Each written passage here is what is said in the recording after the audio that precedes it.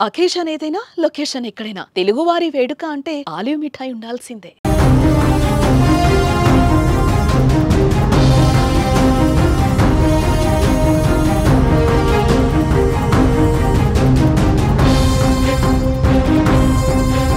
భారత్ పాకిస్తాన్ల మధ్య యుద్ధ వాతావరణం తారాస్థాయికి చేరుకుందని చెప్పుకోవచ్చు. దాడులు ప్రతిదాడులతో రెండు దేశాల సైనికులు విరుచుకుపడుతున్నారు. ముఖ్యంగా భారత్ ఉగ్రవాదులే లక్ష్యంగా దాడులు చేస్తుంటే పాకిస్తాన్ మాత్రం ఉగ్రవాదులను కాపాడేందుకే భారత్తో పోరాటం చేస్తోంది.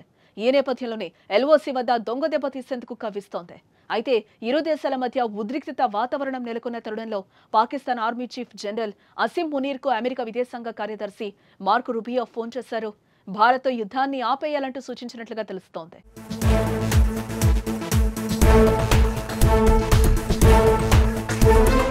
ఇరు దేశాల మధ్య యుద్ధ వాతావరణం వల్ల చాలా కోల్పోయే ప్రమాదం ఉందని, అందుకే ఘర్షణలను నివారించాలని సూచించారు. భారీ ఘర్షణల వల్ల రెండు దేశాలకి తీరని నష్టం కలుగుతుంది. దౌత్య దేశాల నాశనం తాము కోరుకోవడం లేదన్నారు.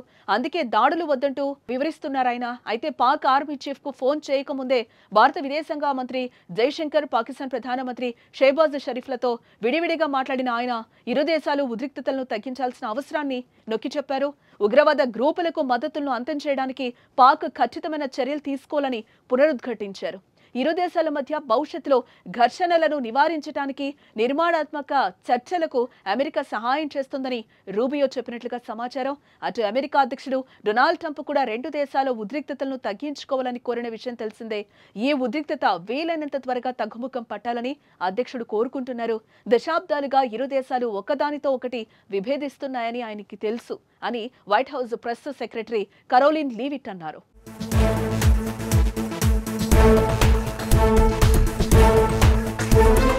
ఇటు మరోపక్క భారత్ పాకిస్తాన్ మధ్య ఉద్రిక్తతలు తీవ్రతరమవుతున్న నేపథ్యంలో అమెరికా ఉపాధ్యక్షుడు జెడీ వాన్స్ కీలక ప్రకటన చేశారు. యుద్ధంలో తాము జోక్యం చేసుకోబోమని, ప్రాథమికంగా దాంతో తమకు ఎటువంటి సంబంధం లేదని ప్రకటించారు.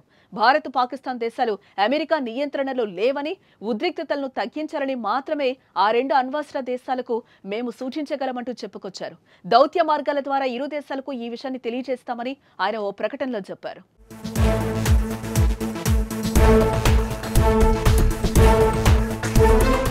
ఇకపోతే ఏప్రిల్ 22న జరిగిన పహల్గాం ఉగ్రవాద దాడికి ప్రతీకారంగా పాకిస్తాన్ ఆక్రమిత కశ్మీర్లలో 9 ప్రాంతాలను లక్ష్యంగా చేసుకుని భారత్ సైనిక దాడి చేసిన ఆపరేషన్ సింధూర్ తర్వాత రెండు దేశాల మధ్య ఉద్రిక్తతలు పెరిగాయని చెప్పుకోవచ్చు. అప్పటి నుంచి జమ్మూ కశ్మీర్, రాజస్థాన్, పంజాబ్లోని భారత సైనిక స్థావరాలను లక్ష్యంగా చేసుకుని దాయాది దేశం చేసిన డ్రోన్, క్షిపణి దాడులను భారత్ సమర్థవంతంగా తిప్పికొట్టింది.